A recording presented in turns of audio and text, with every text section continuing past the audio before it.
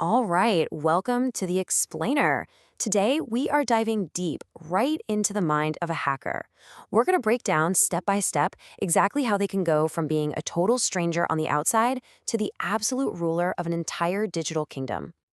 So, you hear a quote like that, and you're probably not thinking about phishing, right?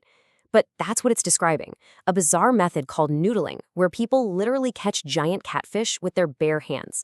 It sounds absolutely bonkers, I know, but it's actually a perfect metaphor for what we're talking about today. So, what on earth does noodling have to do with hacking? Well, it's a surprisingly good fit. It's all about finding your target, poking around for every possible way in, and, taking some pretty big risks to bring home the prize. You've got to be willing to get your hands dirty, even if you might get bit. Okay, so phase one of our digital heist, gaining access. And that journey, pretty much always, starts with the most common key to any digital kingdom, the password. It's the front door, and believe me, attackers have spent decades getting really, really good at picking the lock. So where do these passwords even live? On a Windows machine, they're tucked away in a special protected file called the Security Accounts Manager, or SAM file. But, and this is the important part, Windows doesn't actually store your password in plain text. Instead, it stores this thing called a hash, which is basically a one-way mathematical fingerprint of your password. Now, hashing sounds like a pretty solid idea, right? And it is, but here's the thing. Not all hashes are created equal, and some of the older ones, man, they were basically a gift-wrapped present for any hacker who found them.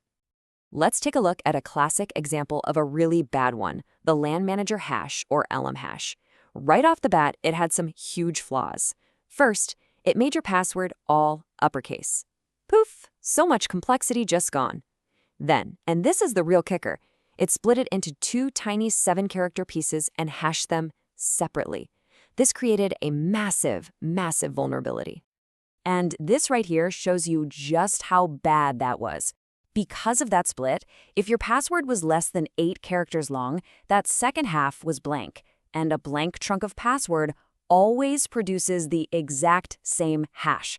So an attacker sees this super famous, predictable hash value and instantly knows, okay, this password is short and I only have to bother cracking the first half. It's like having half the combination to a safe already written on the door. Just terrible. Okay, so thankfully, we don't really use that old system anymore. Things evolved. These days, modern networks use a much, much tougher protocol called Kerberos.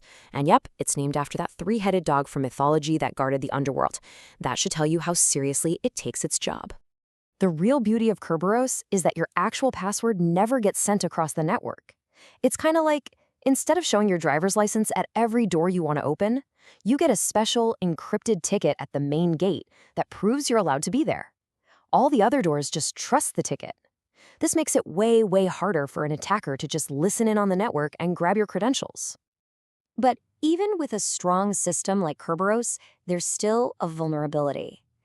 If an attacker can somehow get their hands on that file of hashes, they can take it offline, back to their own machine, and just hammer away at it with some serious computing power. They can run a dictionary attack for common words, a hybrid attack for simple substitutions, or the slowest but most thorough method, a brute force attack, which literally tries every single possible combination until it finds a match. And all of this brings us to a really, really important point about passwords. We're always told to use symbols and numbers and all that, right? Complexity, but the math doesn't lie. Length is just exponentially more important. That long, silly passphrase on the screen is way, way harder to crack than that short, complex jumble of characters. It's not even close. Okay, so let's say the attacker is in, they've cracked a user's password, but that's just the first step, right? Getting in the door is one thing. The real prize, the ultimate goal, is to become the king of the castle. And that brings us to the next phase. Privilege escalation. This is all about taking that one regular user account they compromised and turning it into an all-powerful administrator account. Think of it like this. They just went from having a key to the mailroom to having the master key for the entire skyscraper. All right, now this next technique is just brilliantly sneaky. Remember how we said the system doesn't care about your password, just the hash? Well, attackers had a light bulb moment. They thought, wait a minute, why are we wasting all this time and energy cracking the password if the system only wants to see the hash? So with a pass the hash attack, they just steal the hash itself, right out of a logged-in user's computer memory, and then they just pass it along to another server. The server sees a valid hash and says, yep, that checks out. Come on in. And that leads us to the grand prize, the holy grail of a Windows network attack. It's called the golden ticket attack. And yes, it's just as powerful as it sounds. It is a custom-made forged Kerberos ticket that gives an attacker complete control, domain admin rights for, well, basically forever if they want. So how do they pull this off? Well, first, they get a foothold on any machine in the network. Then they have to steal one very, very special hash, the master key hash from the main server. With this, they can forge their own ticket. But here's the scariest part, and I mean really scary. They stay an admin even if IT comes in and resets every single password on the entire network. Their ticket is still valid.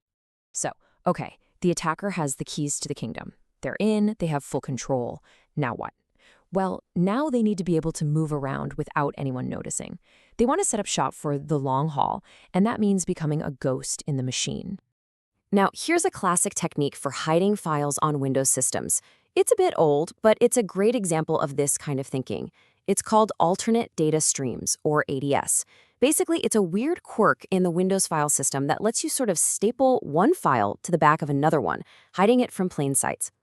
So check this out. This command here takes a malicious program, let's call it badfile.exe, and attaches it as a data stream to a totally normal-looking text file, readme.txt. Now, if you were to look in that folder, all you'd see is readme.txt. The malware?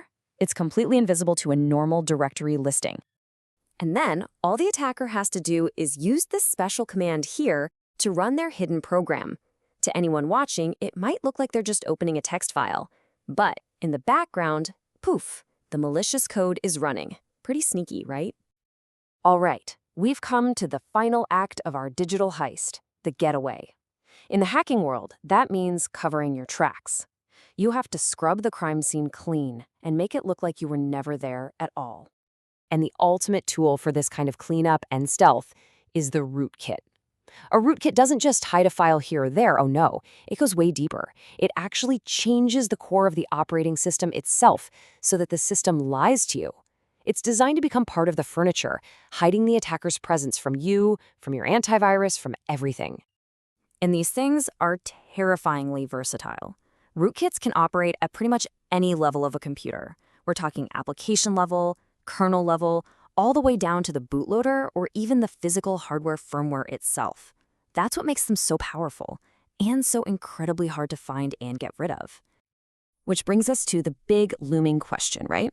If an attacker can fundamentally change your system's perception of reality, how can you ever trust anything it tells you?